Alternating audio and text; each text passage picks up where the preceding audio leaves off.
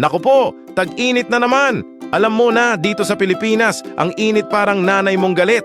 Walang patawad. Pero hindi pa patalo si nanay dahil may ultimate laban siya. Ice candy at halo-halo. Sa umaga, gigising ka sa tunog ng blender at amoy ng gatas kondensada na sumisingaw sa hangin.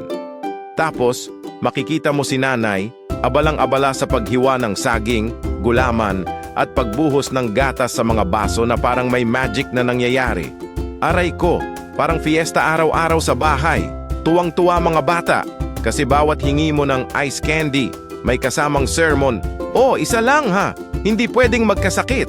Sa hapon, mag-uumpo ka ng magkakapit bahay, kanya-kanyang kwento habang humihigop ng halo-halo na parang jackpot sa loto. Ang tamis, ang lamig, ang saya. Pero teka, wait.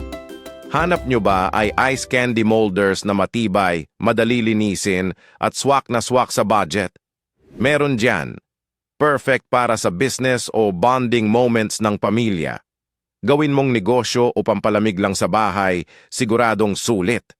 Check nyo na lang sa Yellow Basket at don't forget to check out. Ariga thanks. Please like, share, and follow for more.